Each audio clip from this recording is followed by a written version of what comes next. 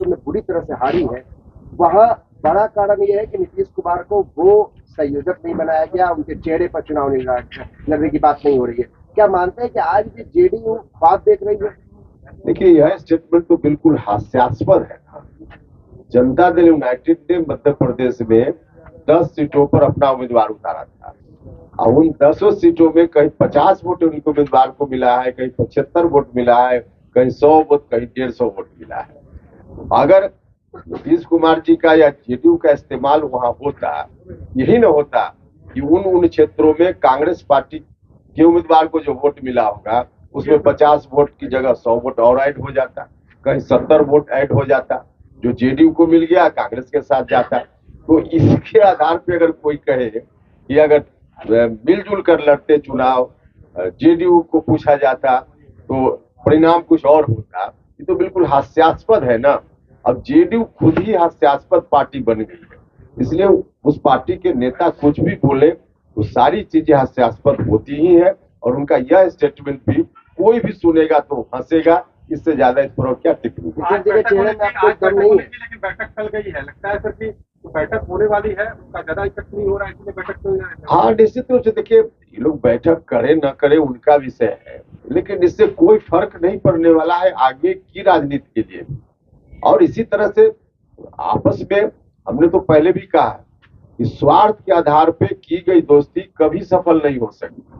इन लोगों की दोस्ती पूरे तौर पे स्वार्थ के आधार पे है, कोई जनता का हित, देश का हित उसमें थोड़े है। अब स्वार्थ के आधार पे लोग दोस्ती कर रहे हैं तो यही स्थिति होगी, और लेकिन इसका कोई परिणाम नहीं निकल रहा है। सर, गृह मंत्री आ रहे हैं और मुख्यमंत्री ने कहा है कि वो भी उस बैठक में शामिल होंगे। देखिए, सरकार के स्तर पे कहीं कोई बैठक होती है, चाहे भारत सरकार में या किसी राज्य की सरकार के द्वारा, तो वहाँ भारत सरकार के मंत्री, राज्य के मुखिया मंत्री लोग भाग लेते हैं। क्या लगता है बिहार में फिर से बड़ा बदलाव होने वाला है राजनीतिक? सरकारी बैठक में आप मना कर रहे हैं क्या कि अलग पार्टी की कहीं सरकार है तो नहीं जाए सरकारी बैठक में वहाँ का अधिकारी या मंत्री?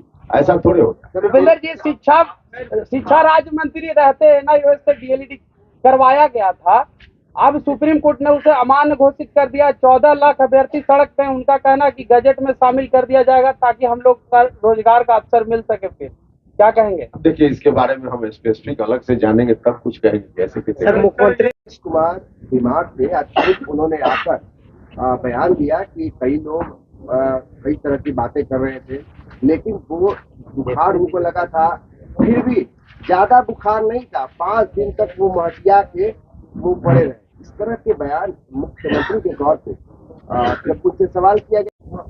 देखिए, उनके कहने का मतलब है कि ज्यादा उत्साहित नहीं होना है। अब यह बात सीधे नहीं बोल सकते हैं, थोड़ा घुमा कर बोल रहे हैं। लोग उनके जो निराश हो गए हैं, बिल्कुल उत्साहहीन हो गए हैं, तो उसको मैसेज देने का प्रयास है कि हतोत्साहित मत होना। उत्साहित ज्यादा नहीं होने का क्या मतलब, हतोत्साहित नहीं होना। तो जो वहाँ कार्यकर्ता अपना फ्यूचर देख चुके हैं लोग, ये अब क्या होना है, तो बिल्कुल उत्साहहीन हो गए हैं, निराशा उनके अंदर आ गई है। इसी निराशा को तोड़ने के लिए कुछ बोला होगा उन्होंने। कांग्रेस के एक बड़े नेता है, भावी मुख्यमंत्री तेलंगाना में मुख्यमंत्री बनने वाले हैं, वो इस तरीके से बयान देते हैं कि बिहार के डीएनए पे सवाल करते हैं तेलंगाना को लेकर।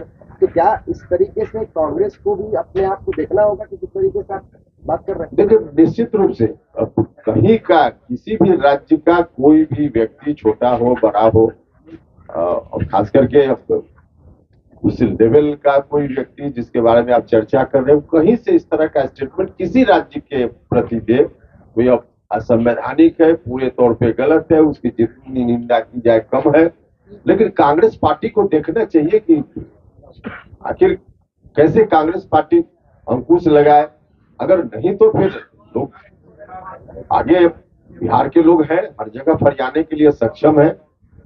इसलिए उस तरह के स्टेटमेंट पर निश्चित रूप से कांग्रेस पार्टी के आला कमान का ध्यान जाना है। सर, एक चर्चा ये भी है कि शायद फिर से आप जेडीयू के करीब जा रहे हैं। चलिए, और सवाल। देखिए, मुख्यमंत्री जी आए दिन में कुछ इस तरह का स्टेटमेंट दे देते हैं जिसकी अपेक्षा उनसे नहीं की जाती। तो उसी क्रम में आज भी उन्होंने कुछ कह दिया होगा अब यह उनका व्यक्तिगत विषय है, लेकिन राज्य के मुख्यमंत्री हैं तो कई दिनों तक बीमार होने पर अज्ञातवास में जाने पर सवाल तो उठेगा। लोग सवाल उठाने वाले तो अपनी जगह सही है, लेकिन अब उसके जवाब के रूप में जो कुछ भी कहा आप जो बता रहे हैं, हमको लगता है कि यह स्टेटमेंट भी बहुत उचित नहीं है। आज फिर से जेडीयू के तमाम बड़े नेता और मंत्री भी कहने लगे हैं कि नीतीश कुमार के साथ जो चूक हुई